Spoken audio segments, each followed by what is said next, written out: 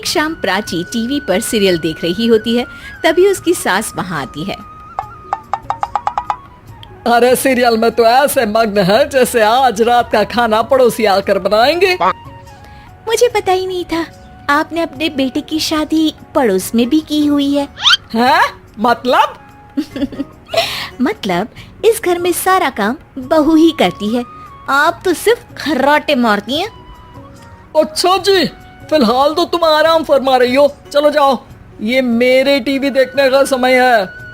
आहा, इसीलिए मुझे भगाया जा रहा है। सॉरी, अब तो बिल्कुल नहीं जाऊंगी। प्राची की इस बात पर दोनों सास बहू के बीच टीवी रिमोट के पीछे बच्चों जैसे छीना झपटी शुरू हो जाती है, जिसके बीच श्लोक भी काम से घर वापस आ जाता है।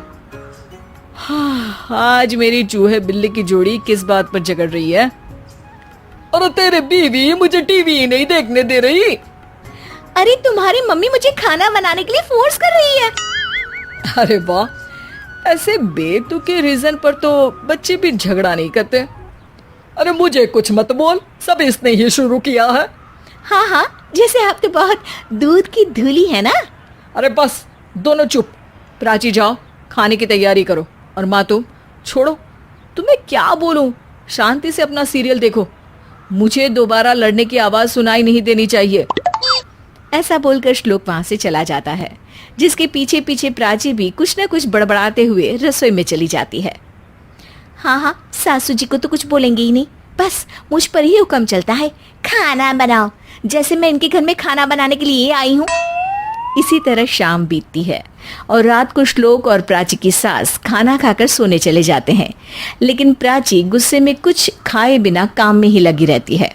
इस घर में किसी को घंटा फिक्र नहीं पड़ता, मैं खाऊं या भूखी रहूं। प्राची कुछ देर के लिए रसोई से बाहर जाती है और जैसे ही वापस आती है तो वहां दूध का भरा ग्लास देखकर हैरान रह जाती है। फिक्र पूरी है, बस दिखाना नहीं है। प्राची दूध पीकर सोने चली जाती है और अगली सुबह एक बार फिर सास बहू का कार्टून नेटवर्क स्टार्ट हो जाता है।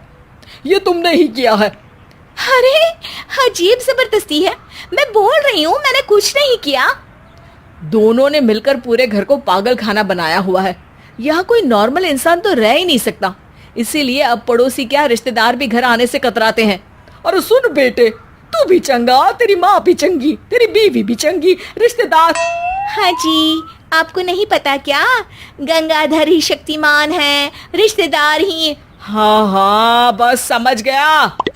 कभी जानवरों जैसे लड़ेंगी तो कभी जुगलबंदी करेंगी। भाई मैं आप दोनों के बीच में नहीं फंसना चाहता। सास बहू की इस मनमौजी जोड़ी से परेशान होकर श्लोक अपना सिर खुजलाता वहां से चला जाता है। चलो अब मैं भी कीर्तन में जा रही हूँ। इस पर जैसे ही सास कमरे में अपना पर्स लेने जाती है तो वहां नाश्ते की प्लेट रखी देख मुस्कुराने लगती है और नाश्ता करके घर से बाहर निकलते हुए कुछ पैसे टेबल पर रख जाती है, जिसके कुछ देर बाद सिलेंडर वाला घर आता है। ओ मोरी मैया, मैं सिलेंडर के बारे में तो बिल्कुल भूल ही गई थी।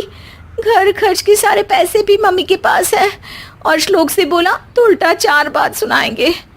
प्राची ये सोच ही रही होती है कि अचानक उसका चेहरा चमक उठता है और वो घर में आकर इधर उधर देखने लगती है। तभी उसकी नजर टेबल पर रखे पैसों पर पड़ती है, जिन्हें वो सिलेंडर वाले को दे देती है। ये सब श्लोक देख लेता है। अच्छा बेटे, इतना बड़ा घोटाला, सबके सामने मैं तेरी दुश्मन और पीठ पीछे तेरी मेरी यारी।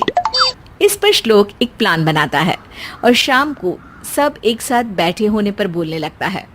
माँ, तुम दोनों की बहुत लड़ाई होती है, इसलिए मैं सोच रहा हूँ कि प्राची को उसके घर छोड़ाऊं, इससे वो भी खुश रहेगी और तुम भी। अचानक श्लोक की ये बात सुनकर सास बहू शौक से उसकी तरफ देखती है। अरे ऐसे कैसे घर छोड़ाओगे, मुझे कहीं नहीं जाना। अरे तुमने बोला नहीं पर मैंने सुन लिया, तुम्हें मम्मी के साथ रहना अच्छा नहीं लगता, मुझे पता है। अरे वाह, अरे जब बहू खुद कुछ काम बोले तो वो तुझे सुनता नहीं, और अब जो इसने बोला ही नहीं वो तू समझ गया। जब उसे नहीं जाना तो फिर जबरदस्ती क्यों कर रहा है? अच्छा, फिर आपको मौसी के घर छोड़ाता हूँ, बस अब आप दोनों एक घर में एक छत के नीचे नहीं रह सकती। मैं इस टॉम एंड जेरी की जोड़ी को और नहीं झेल सकता। है? ऐसे कैसे नहीं रह सकते? तुम्हें इतनी दिक्कत है तो तुम्हारा बोरिया बिस्तर पैक कर देती हूँ, लेकिन मम्मी जी कहीं नहीं जाएंगी। बिल्कुल यही सुनना था मुझे। अगर दोनों में इतना ही प्यार है फिर हर वक्त ये लड़ाई का नाटक क्यों करती हो? देखा मैंने कैसे माँ किचन में दूध रखती है और तुम उनके लिए कमरे में नाश्ता रखती हो, और कैसे वो पहले ही तुम्हारी दिक्कत समझकर घर में पैसे रखकर बाहर जाती है। अरे भाई, इतना ड्रामा तो डेली सोप में भी नहीं होता जितना तुम दोनों ने इस घर में फैलाया हुआ है। तू हमें टॉम एंड जेरी बोलता है ना, तो याद कर वो दोनों भी एक दूसरे को बाहर वालों की बुरी नजर से बचाने के लिए हमेशा सबके सामने लड़ते थे, लेकिन अकेले में दिक्कत के समय मदद भी तो करते थे। बस हमारा रिश्ता भी कुछ ऐसा ही है। और वैसे भी अगर सास बहू में तू मैं नहीं होती तो दुनिया वालों को कहानियां कैसे मिलेंगी?